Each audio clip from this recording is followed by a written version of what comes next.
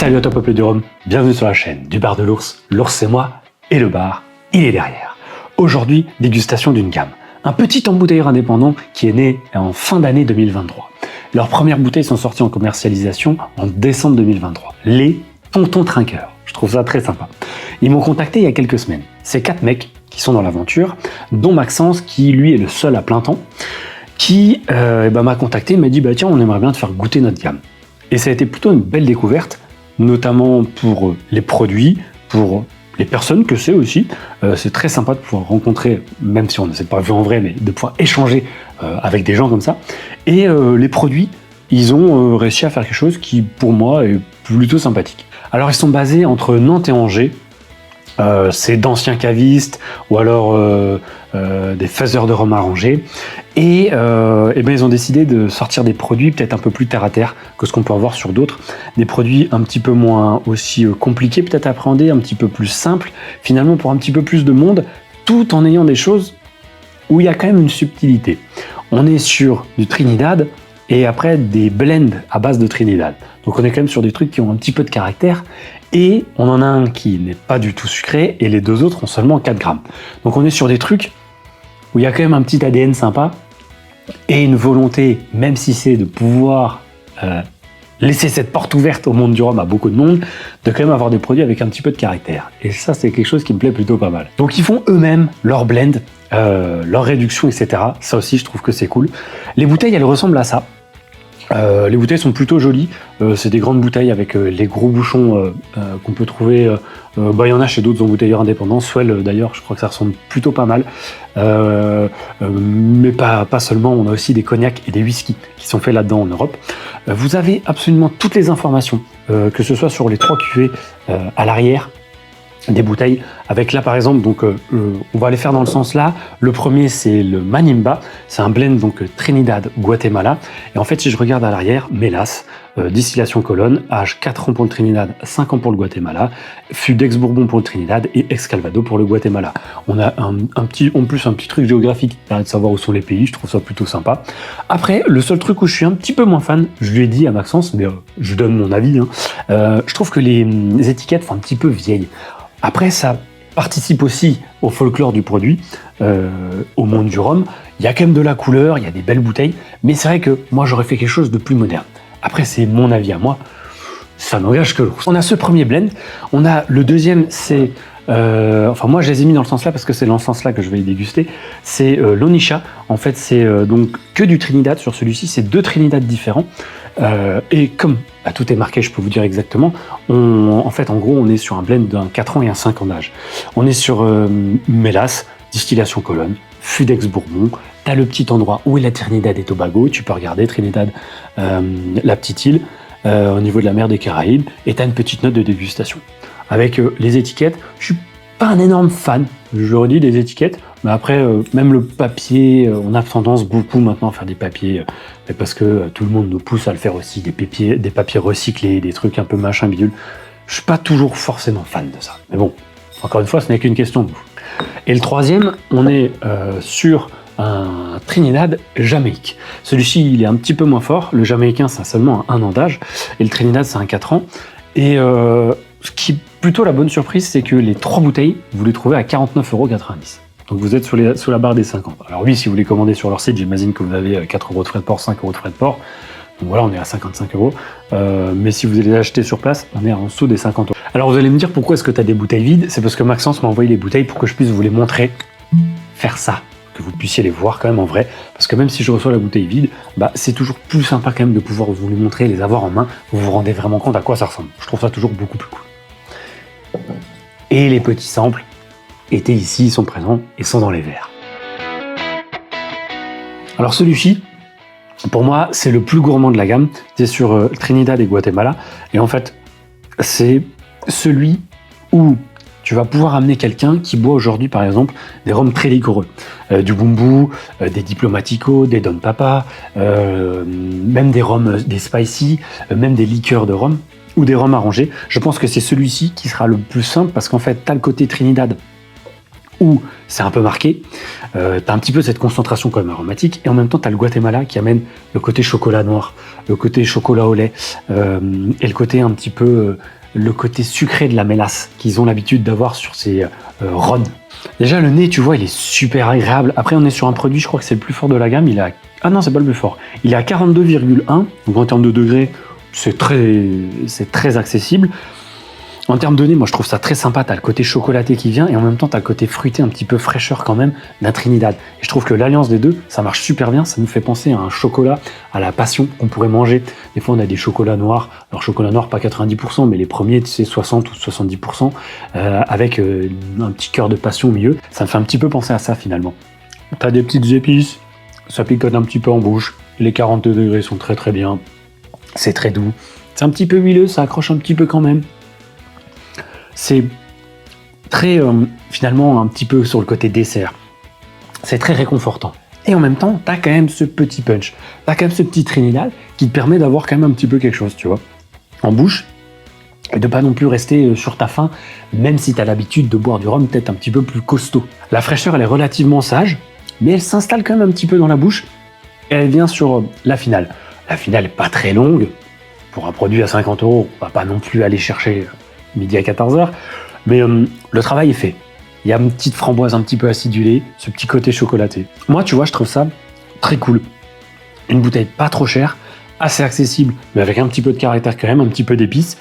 Ce côté fruité, presque un petit peu acidulé, framboise, même un petit peu passion quand même. Hein. Tu l'as un petit peu ce côté-là, voire même litchi. Et tout en étant très mesuré, la fraîcheur, mais pareil, extrêmement sage quand même. Trop sage pour mon palais, mais en revenant sur une dégustation, tu vois, pour moi c'est un joli produit qui mérite genre un 7 sur 10.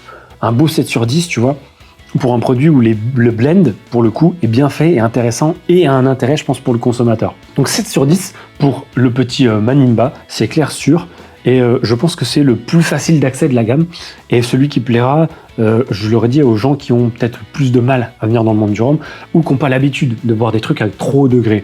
Là, ça peut être un petit peu plus simple.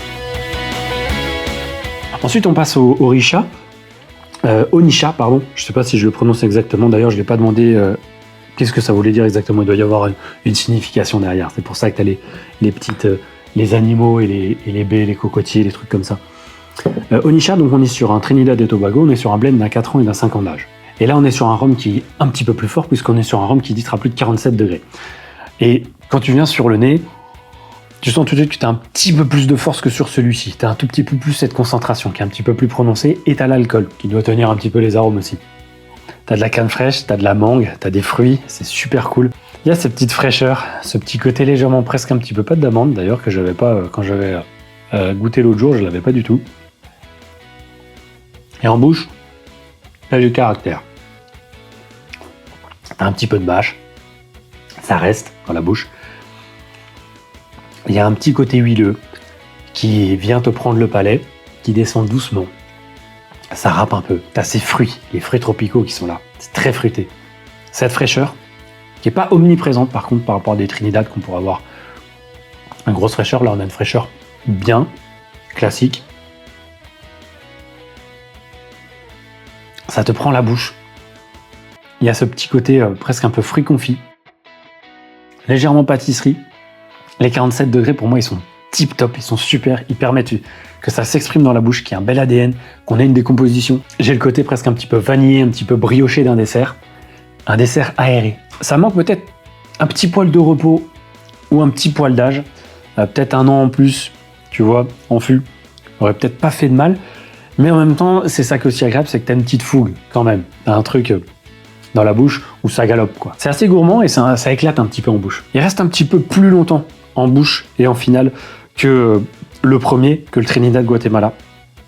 Il reste un petit peu plus longtemps, on décortique un petit peu plus ce qu'on a. On a un tout petit côté un petit peu râpeux. Un petit peu râpeux et vraiment ouais, sur le côté légèrement vanillé et fruits confits. Donc un 7 sur 10 aussi pour celui-ci, qui fonctionne très bien. Et pareil, pour 50 €, tu peux pas lui demander plus. C'est très bien pour le rôle qu'il a et la fonction qu'il va avoir. Découverte du rhum avec un petit peu plus de caractère que d'autres choses que tu peux avoir, et seulement 4 grammes de sucre pour celui-ci et seulement 4 grammes de sucre pour celui-ci. Le dernier, le troisième, c'est celui où il n'y a pas d'ajout. On est sur Blend Trinidad toujours, avec du Jamaïcain. Un Jamaïcain 1 an d'âge. Et moi, ça a été mon préféré. Avec un grand serpent dessus. Et celui-ci, en fait, je trouve que t'as un côté Navy Rum. Un côté blend, que t'as les Jamaïcains, Trinidad, quand ils vont te mettre de la Barbade, ce genre de choses, et qui t'assemblent tout ça pour faire des Navy Rum, je trouve que t'as un petit peu de ça là-dedans, et je trouve ça très très cool. C'est un Jamaïcain un peu gourmand, il y a de la force, il y a de la poire cramée, il y a de la pomme caramélisée, il y a un petit peu d'ester aussi, tu vois, tu sens que t'as un petit peu quelque chose, et pourtant, je crois que c'est le moins puissant, parce qu'on est à 41, il me semble, 41,8 degrés d'alcool, donc c'est le moins puissant des trois, et pourtant je pense que c'est celui qui s'exprime le plus. C'est très cool, ça fait penser à des blends de Navy Rum, t'as cette lourdeur assez éphémère, ça passe quand même relativement vite, t'as un petit côté gras, t'as des fruits tropicaux, t'as des épices, un petit côté boisé, et le côté un petit peu tabac, voire même un petit peu bois mouillé, qu'on peut retrouver. Une petite fraîcheur qui vient, qui t'amène le tout, il y a un petit peu d'agrumes, il y a des épices qui sont là, qui te permettent de rehausser tout ça. Je trouve même presque que j'ai un petit côté légèrement fumé,